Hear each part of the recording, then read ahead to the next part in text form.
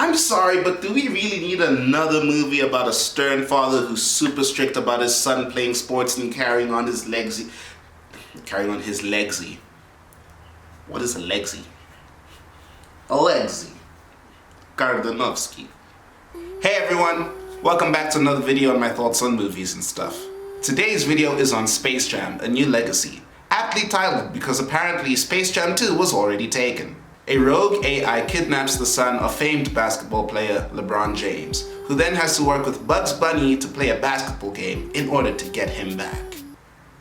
So yeah, and that's pretty much it. That's the movie. That's all, folks. Now the guys are just about ready to level us up, but before we let them play their game, why don't you go ahead and hit that big red button. Yeah, that's right, subscribe.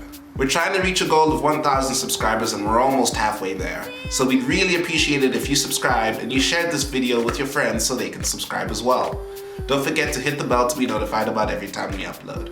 And if you really want to give us some experience points, then why don't you become a bro by becoming a patron.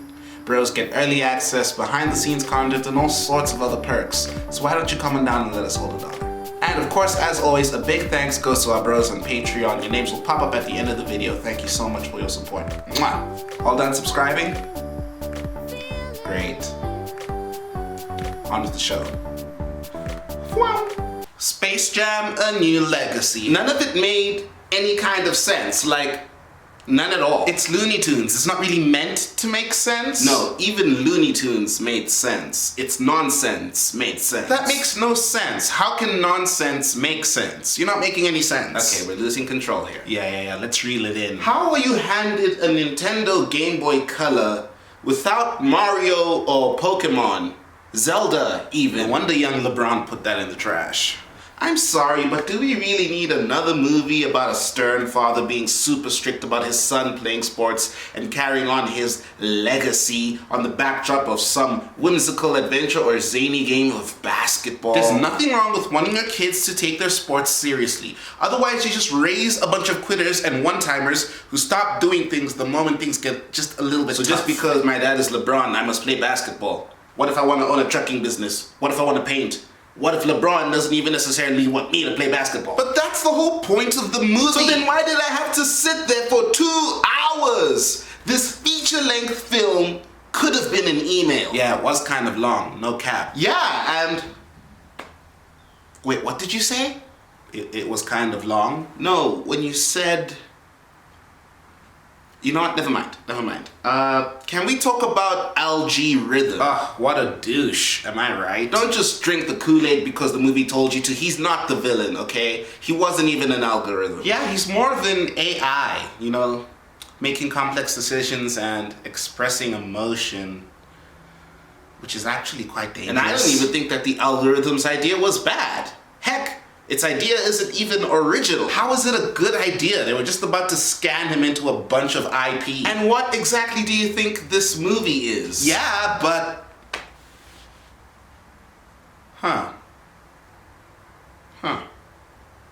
Besides, every time they went into another world to go recruit another Looney Tune, I just kept thinking to myself, why can't that be the movie? Lola Bunny as an Amazon was actually quite entertaining. But then it's not Space Jam. Space Jam needs basketball. It wasn't even basketball. It was barely even a game. There were no rules. Just wacky characters fighting Looney Tunes with the subtext of some fake father-son feud. Honestly, when you say it like that, you actually make it sound far more interesting than it actually was. But it's not interesting. It's not even funny. And the villain's motives make no sense. Why would the algorithm want to keep millions of people stuck in the Warner Bros. Serververse forever? Because it's evil? Please, it was narcissistic at best. Vain, self-glorifying. That doesn't make you evil, just very annoying. Yeah, but in combination with its power and what it chose to do with that power, it makes it evil. Any AI serves a purpose. If the AI's purpose was to come up with ideas for new content, then what does it stand to gain by keeping millions of people trapped in a server farm? You're really ruining this movie for me. Because it sucked, dude. I still enjoyed it. I'll tell you what, man. This movie almost had something to say when it started prattling on about power and fathers. Now, I'd love to break down that psychological wormhole. ooh, God of War, but with basketball. Now that movie, I'd watch. Count me in. But otherwise, it's just Warner Bros. Trying to make some money banking on everyone's nostalgia. The movie was a massive disappointment.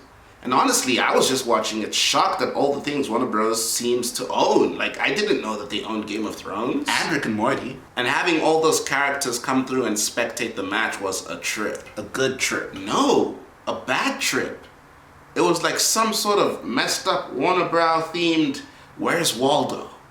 And it's further proof that Warner Bros. Couldn't get an Ensemble movie right, even if they tried. Yeah, that's right, I'm still dissing Justice League.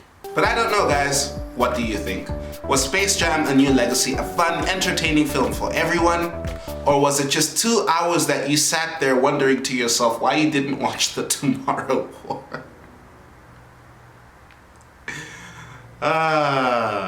Even though I didn't enjoy most of the movie, the last 30 minutes or so is actually quite entertaining. And Porky Pig's rap was pretty dope.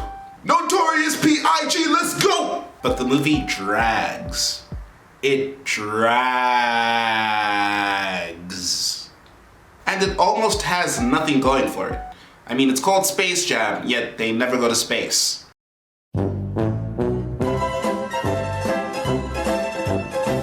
I was also so surprised to see how many people ended up in this very secret private Warner Bros. Server room. And the movie does make it seem like LG is...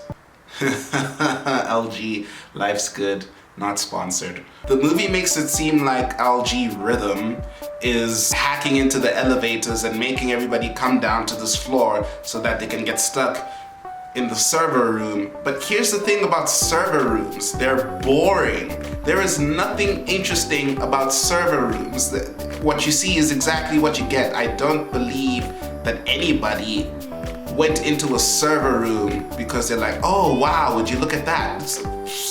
No, they're boring and cold and quiet. Another thing is, considering that LeBron makes up for most of the time spent with a live action character in this film, his performance is just terrible.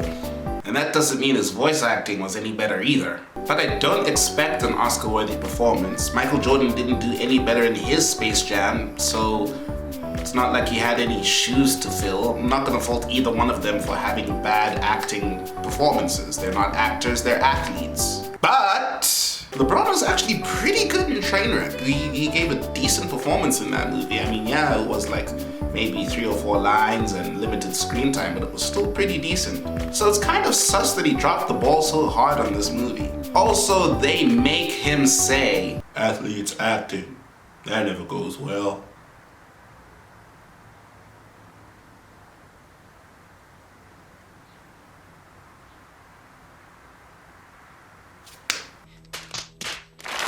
Rotten Tomatoes gave it a critic score of 28%, and IMDb gave it a scalding 4.3 out of 10.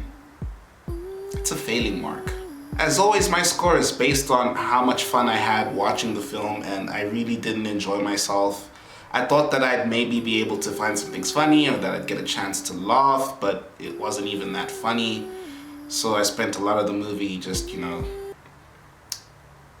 stone-faced. So I'm going to give this movie a 1.7 out of 5. That being said, Zendaya kills it as Lola Rabbit. Like, is there anything this woman can't do? Just effortless grace every single time. How does she do it?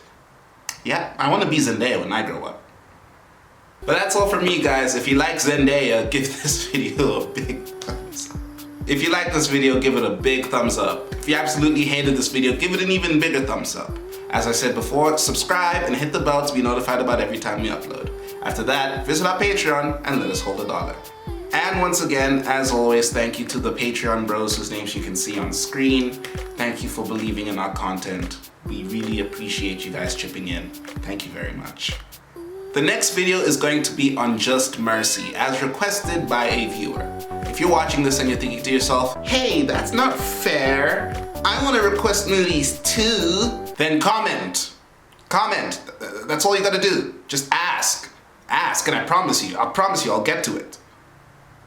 It sounds aggressive, but I'm seriously inviting you to request anything you want me to do a review on. Regardless, by now I'm sure you know that I'll always be here every Thursday with another video on my thoughts and stuff.